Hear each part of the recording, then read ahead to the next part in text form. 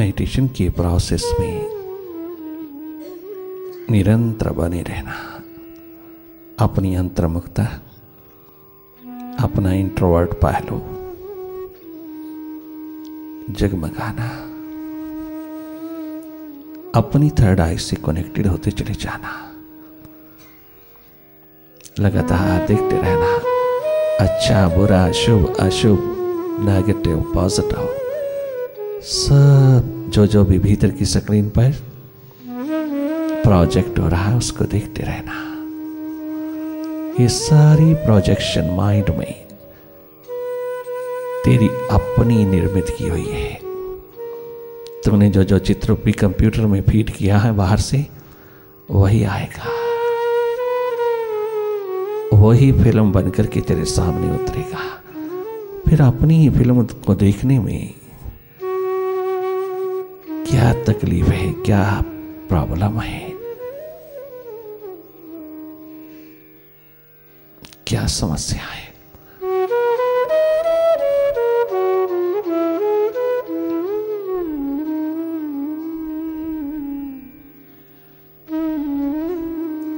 Past के दृश्य, future के दृश्य,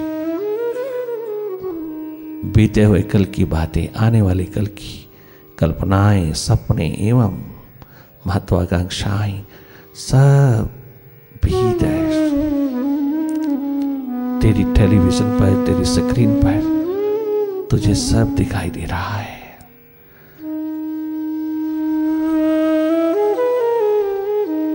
जागे जागे देखते रहना, सब अपने आप स्वतः चलेगा। बहुत मुदित भाव में जागे जागे प्रसन्नता पूर्वक देखना, तनिक मात्र भी घृणित अवस्था न लेना। अपना ही तो किया हुआ है, अपना ही किया हुआ है। हर एक दृश्य में तुझे अपना किया हुआ दिखाई देगा। अच्छा बुरा सब अगर सांसों के रहते रहते देख पाओगे, अगर ये अपनी फिल्म सांसों के रहते रहते देख लोगे तो आखिरी दम में तुम्हें परमात्मा के सिवा कुछ भी नहीं दिखाई देगा। सर्वप्रथम पहले विसर्जित कर लीजिएगा जो तूने फीड किया है, नहीं तो मरते वक्त हर इंसान देखता है इस टीवी को और रोता रोता पश्चाताप लेके जाता है। तुम पहले ही देख लो, मुर्शिद के आंगन में उतर करके तुम अपनी फिल्म देख लो। वो दिखा रहा है, वो तुझे आंख दे रहा है, नजर दे रहा है, तुझे उन्मुख कर रहा है, तुझे अपनी ही अब तक की जिंदगी की फिल्म को देखने के लिए साहस, हिम्मत, उत्सुकता प्रदान कर रहा है। तुम स्वयं देखो अपनी थर्ड आई से। ये देखना बहुत जरूरी है। इस देखने में सेल्फ इंप्रूवमेंट छिपी है। तमाम useless thoughts, unnecessary thoughts, negative thoughts जो दिन रात तुझको घेरे रखते हैं, दिन रात तेरे सिर पर हावी रहते हैं, दिन रात बिना किसी कारण के अकारण ही दबाव डालते रहते हैं और तेरी विल पावर को कमजोर करते चले जाती हैं, तेरा स्वास्थ्य बिगाड़ते चले जाती हैं।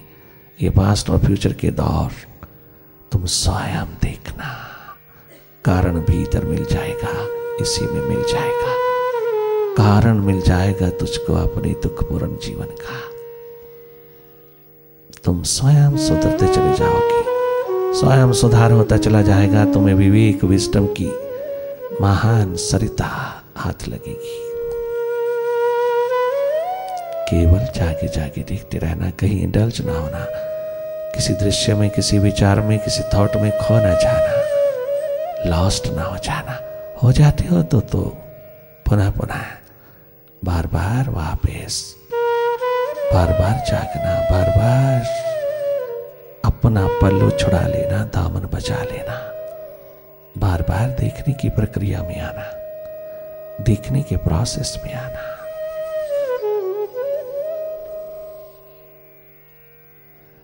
माइंड तुझको हिप्नोटाइज कर देगा, सावधान रहना।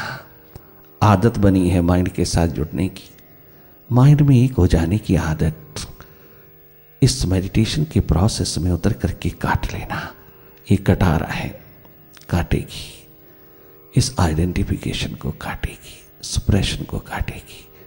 माइंड के साथ अटैच्ड, इंडल्ज होना, इसके साथ अटैच्ड होना, इसी में खो जाना, ये है संसार। मन में खो जाना, संसार में खो जाना है। अच्छा बुरा, शुभ अशुभ, good bad, negative positive, duality का घर, द्वंद्व का घर है। आप इससे बचते ही दोनों से बच जाते हो। तुम पास्ट और फ्यूचर की रस्सियों से हट जाते हो, वर्तमान के झूले में झूलते हो। वर्तमान की झूम तुझको हर ओर से स्वस्थ बना देती है, आनंदित कर देती है, एनर्जेटिक बनाती है।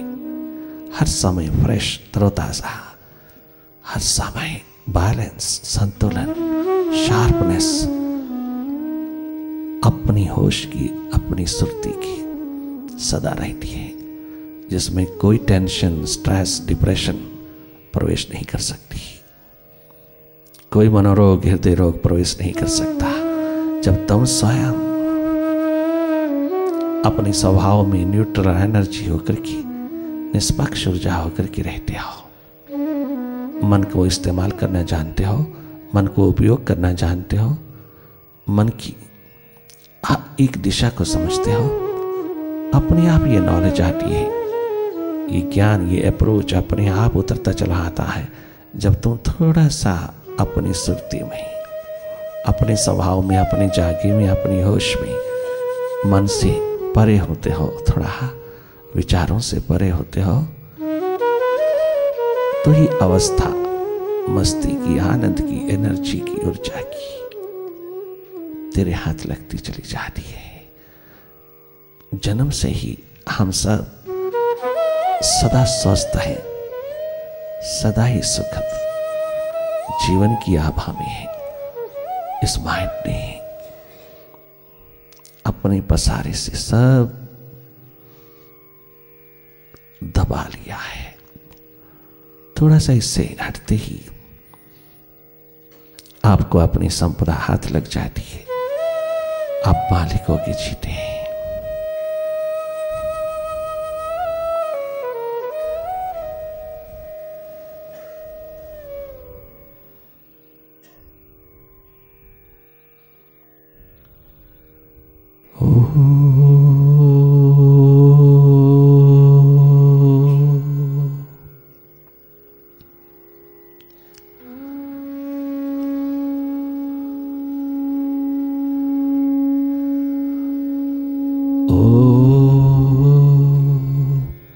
ओंकार आमीन एमन।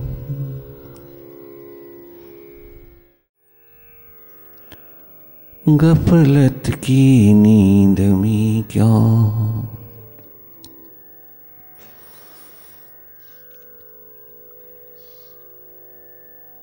इंसान सो रहा है।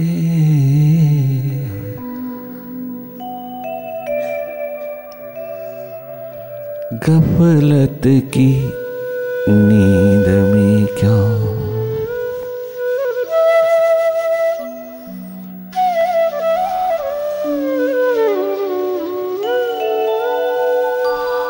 अपने को भूल करके, अपने को इग्नोर करके, अपने को पीठ देकर के जीने वाले, ऐसा अवसर तेरे हाथ दोबारा नहीं लगेगा।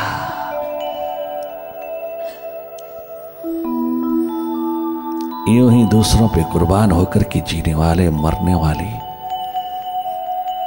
तेरे हाथ लगने वाला कुछ नहीं। भले तो कितनी डींग मार ले, अहंकार कर ले, अभिमान कर ले, कितना बुद्धिमान होकर के दिखा ले, ये बुद्धिमत्ता दो कौड़ी की है, जो अपने को बोला करके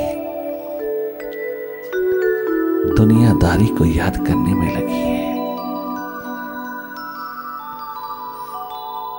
यही है गफलत की नींद, अज्ञानता की नींद। मन की गोदी में हिप्नोटाइज्ड होना, मन की गोदी में सो जाना, मन ही हो जाना, माइंड ही हो जाना।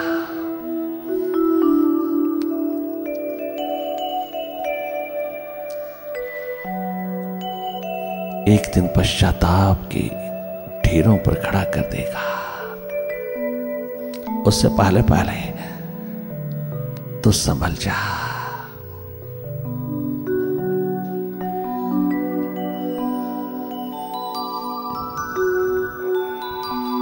ये करुणाजनक आउट ऑफ कंपैशन पुकार है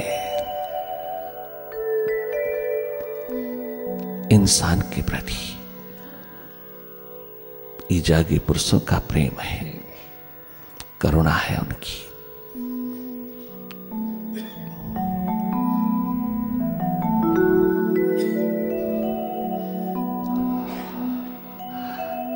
वरना उन्हें क्या लेना, तू पूरा अधिकारी है, पूरा हकदार है अपने अनुसार जीने का। जैसे मर्जी चुनाव कर, जैसी मर्जी दिशा का चुनाव कर, जिस और का चुनाव कर, तेरा पूरा अधिकार है, हक है चुनाव का। किंतु उन्हें बहुत कुछ लेना देना है। वो ये कभी नहीं कहेंगे हमें क्या लेना देना। अगर ऐसा एक बार भी भगवान श्री कृष्ण सदगुरु के रूप में अपने शिष्य अर्जुन को कह देते तो अर्जुन कभी आत्मवीर ना हो सकता। इस धरती पर झूठ का अंधेरा कभी भी खत्म ना हो सकता। क्या गजब का स्पिरिचुअल मास्टर, टोटल मास्टर कहता है, नहीं जाने नहीं दूंगा। ये अधिकार, ये हक तेरा, तेरी जिंदगी की बर्बादी होगा, क्योंकि अभी तेरे पास विजडम नहीं, अभी तेरे पास अंतर्मुखता नहीं, अभी तेरे पास विवेक नहीं, तेरे पास हंस बुद्धि नहीं। या तो तू पास्ट में है या फ्यूचर में है, तो प्रेजेंट में नहीं। जो इंसान वर्तमान के पलों में नहीं, वो अपने अधिकार का मिसयूज करेगा, वो अपने हक का दुरुपयोग करेगा, वो अनाधिकार चेष्टा करेगा, वो अपना नरक पैदा करेगा। पास्ट में रहने वाला इंसान कौवा होता है, कौवे की तरह बीती हुई बातों को, स्मृतियों को, यादों को फरोलता रहता है। भविष्य में रहने वाला, फ्यूचर में रहने वाला बगुला होता है, एक्सपेक्ट करता रहता है, बगुला होता है। एकमात्र वर्तमान में रहने वाला हंस स्वरूप होता है, विवेकमयी जिंदगी का मालिक होता है।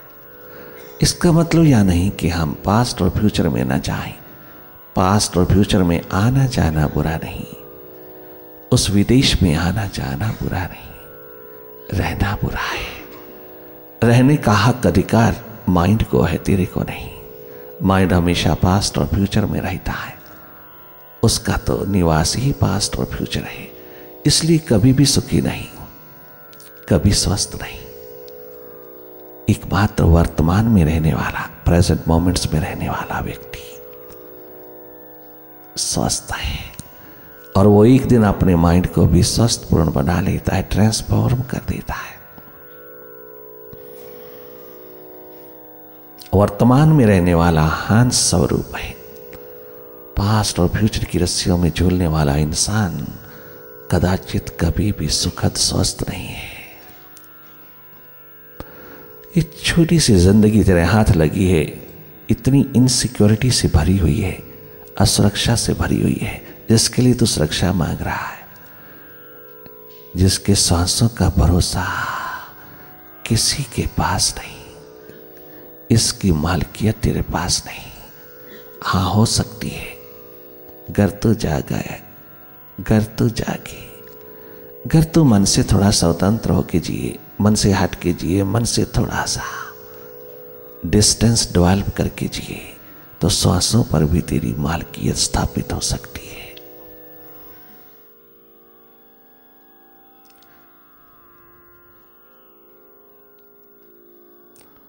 विषयों के हाथ लगकर कई जन्म हैं गवाए, मनुआ के हाथ लग कर कई जन्म हैं गवाए, फिर भी तो इनको चाहे इनसे न मन हटाए, फिर भी तो इनको चाहे, फिर भी तो माइंड को चाहे, माइंड से न बच पाए। कांटे क्यों अपनी खातिर खुद आप बो रहा है, कांटे क्यों अपनी खातिर खुद आप बो रहा है, दुर्लभ शरीर पाकर क्यों मुफ्त खो रहा है, दुर्लभ ये जन्म पाकर क्यों मुफ्त खो रहा है, गफलत की नींद भी क्यों।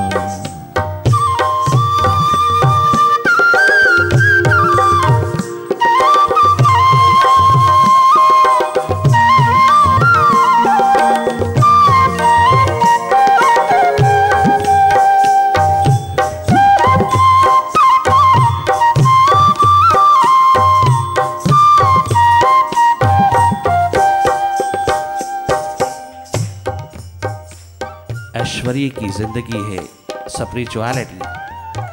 रूहानियत का आलम एक बादशाही है, एक ऐश्वर्य है। ईश्वर का मतलब ऐश्वर्य है, जहां निरंतर छलकता है।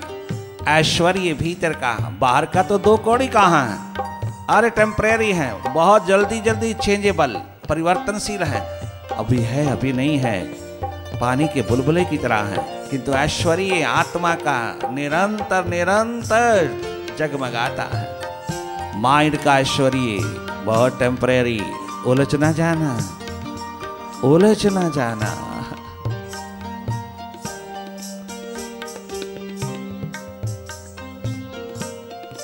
ऐश्वर्य तेरे भीतर जगमगाता है 24 घंटे 12 मास। अगर तू कभी अपनी आंख खोल के देख तो सही, यूं ही गवाया जा रहा है। इतना अनमोल जन्म यूं ही गवाए जा रहा है, इतना अनमोल सुअवसर यूं ही हाथ से गवाए जा रहा है। संभावना का दीप है जगमगाता हुआ, तो यूं ही मन के हाथ लग कर के असंभव हुआ जा रहा है। जिन्होंने भी इस रहस्य को, जिन्होंने भी सीक्रेट को जरा सा भी अनवील्ड किया, जरा सा भी प्यास का आलम उठाया, चाहे वो बचपन है, तरुणावस्था है, जवानी है, वृद्धावस्था है, अवस्था से कोई मतलब नहीं है, और गरीबी अमीरी से भी कोई मतलब नहीं है, छोटे बड़े से भी कोई मतलब नहीं है। जहां भी इस प्यास ने अपना सर उठाया और जाना कि ये छोटी सी जिंदगी एक सुअवसर के रूप में हाथ लगी है, पता नहीं सब अवस्थाओं से गुजरना होगा या नहीं होगा, क्या मालूम। कि तो जो अवस्था अपने हाथ में है उसी को क्यों ना आविष्कार में उतार लवें, अपने जीवन के आविष्कार में उतारें। इसलिए चल पड़े, अपना एकमात्र प्यास का दामन लेकर के चल पड़े, और यही कहते चले गए, बाजी लगाइए सी, बाजी लगाई ऐसी मालिक से प्यार की, बाजी लगाई ऐसी प्रीतम से प्यार की, बाजी लगाई ऐसी प्रीतम से प्यार की, बाजी लगाई ऐसी मुर्शिद से प्यार की, बाजी लगाई ऐसी सदगुरु से प्यार की, बाजी लगाई ऐसी प्रीतम से प्यार की, बाजी लगाई ऐसी प्रीतम से प्यार की।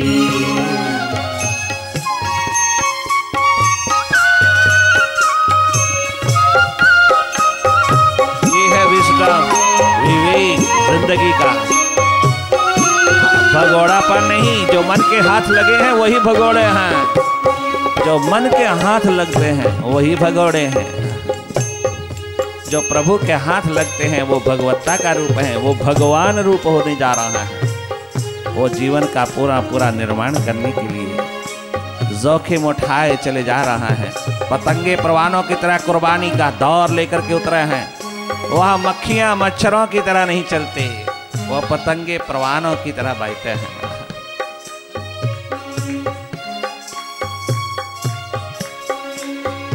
बाजी लगाई ऐसी प्रीतम से प्यार की, बाजी लगाई ऐसी प्रीतम से प्यार की, बाजी लगाई ऐसी मालिक से प्यार की,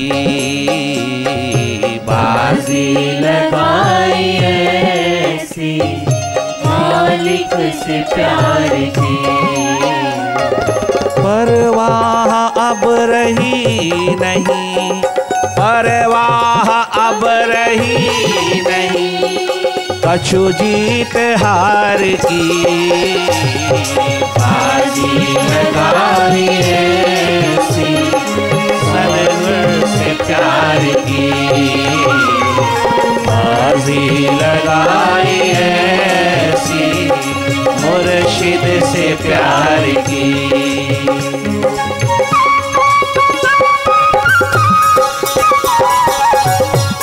नवीन नूतन जीवन की आभा पिरो लीजिएगा। नया वर्ष आ रहा है, नया नया जन्म ले लीजिएगा, नया नया रूप स्वरूप जीवन की आभा जगा लीजिएगा।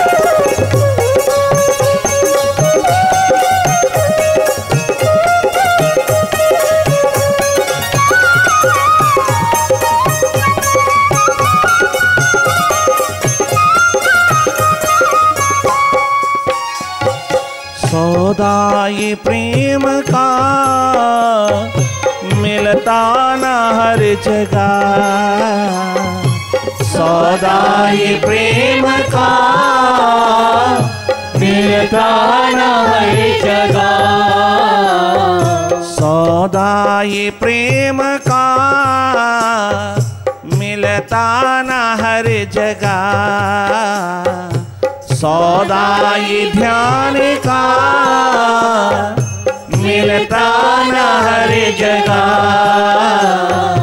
मत समझो जिन्स इसको तुम प्यारी बाजार की, मत समझो जिन्स इसको तुम प्यारी बाजार की, मत समझो जिन्स इसको तुम प्यारी बाजार की। बाजी लगाई ऐसी मालिक से प्यार की, बाजी लगाई ऐसी मालिक से प्यार की।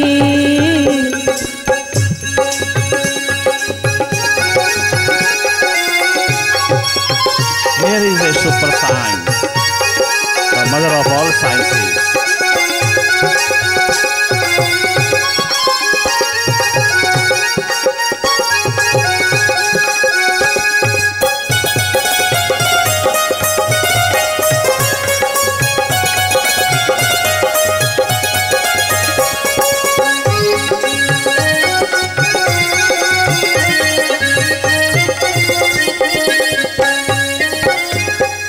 जब चल पड़ी उस राह पे तो फिर मुड़ के क्या देखें,